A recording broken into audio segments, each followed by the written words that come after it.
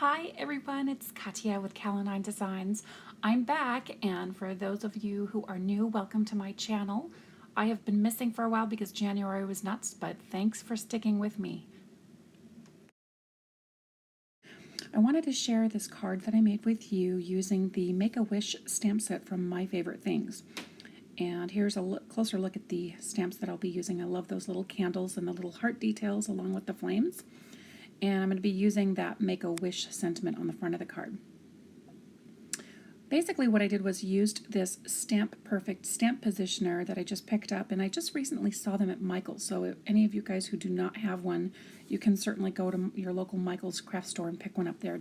I did see them. That was kind of cool. So I just stamped the blue ink for the candle bases and positioned them right there. And I had to stamp that twice because I think my ink, my little mini ink pad, was a little bit dry.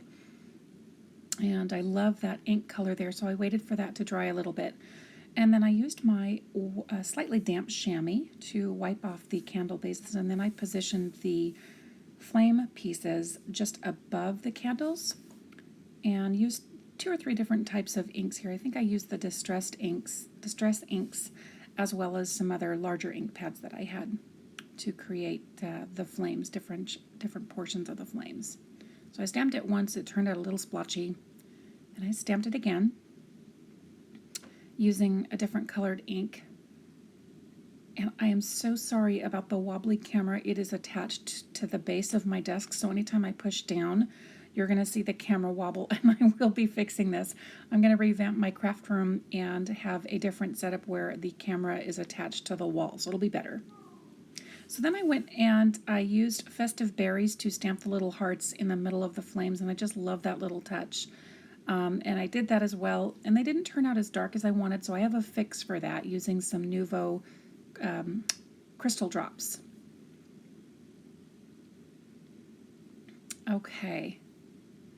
And I did not find a piece of cardstock in my stash that I felt would closely match the candle bases, and I really wanted to have something that was really like the same. So I just decided to create a little bit of a square here and draw a line there. I'm going to certainly put the ink well inside of that square there, but I thought it'd be nice just to have the exact same color of the candle bases as a little mini border on the edge. So all I did was just take a piece of scrap cardstock that I had and then just stamp with the ink around there. And that will be the border for the candle. I just thought that was a little bit better than having, 40 shades of blue. So I didn't wind up using this particular cardstock along with the Make-A-Wish sentiment, so I stamped one in silver and then I also stamped one in white. And I did not like how it was so stark on both of the on the sentiments. So I wound up deciding to stamp the whole thing on vellum instead, and you'll see it at the end. And hindsight's always 20/20 when I make a card, and I really wished I would have stamped directly onto the card instead of the vellum. I think it would have looked a little bit cleaner and nicer, but you live and you learn, right? Crafters are always thinking on the fly. So here's a close-up of both the silver embossing powder and the white embossing powder. And then this is the trimming that I'm doing for the paper here where I actually inked the edge. It was dry enough and then I wanted to just trim it so it was a little bit cleaner around the edge. And I wound up cutting off all of the pencil lines and just doing just the edges there. So here is the whole base of the card, not the base of the card, the frame and the focus panel of the card. And you can see how nicely that ink around the edge matches the candle bases. But each time I was trying the sentiments that were stamped on black and embossed on the black cardstock, I just didn't like what a dramatic difference it was.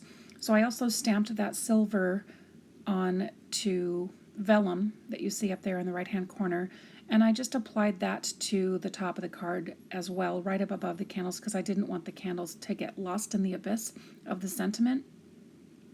And this is one of those duh moments where I thought, why didn't I just stamp Make-A-Wish directly onto the card? It would have been totally fine. But of course I wasn't thinking of that until after I assembled the entire card. So I put a piece of glitter cardstock underneath that because I wanted to introduce some silver, and that way it would just sort of pull that silver of the sentiment together. But that silver cardstock I have is really hard to get anything to adhere, so I used a much stronger tape and adhered that down. And then to hide the sentiment of the Make-A-Wish, I just put some two-way glue and then adhered the actual vellum piece down on top of the candles. And that was it. And I also added some sequins to match the candles, and then I put some Nouveau glitter drops as well, not glitter, but Nouveau crystal drops on top of that as well too. And then I wasn't finished. I really wanted to kind of accent those candle flames, so I used some I think it's kind of like berry red Nouveau drops onto the hearts so that they would stand up, and then I put some clear morning drops, Morning Dew I believe is the name of the product, on top of the whole candle flame. And here I am just cutting off the excess piece of that silver cardstock so that it's nice and clean against my card base. You can tell I need more room on my desk because all my craft stuff is just piled up all over. I'm a messy crafter, I have to admit. So here is the red Festive Berry. I don't know, it's not Festive Berries, that's the name of the ink pad. This is the Nouveau drops in the berry red, I believe it's what it's called. I'll have all those details on my blog. And then I just applied them there, and then I went back over with a pen if the drops did not adhere properly and got a little messy on the edges. So I couldn't stop there. I had to add my Spectrum Noir glitter pen over the candle flames just to kind of jazz them up and add a little bit more sparkle. Yep, hindsight's 20/20 on this one too. I could have just done the sparkle pen directly over the entire flame and then did the hearts. But I didn't think about that at the time. Planning's always better when you do a card for me, just because then I have all my ducks in a row and I can kind of make it come together seamlessly.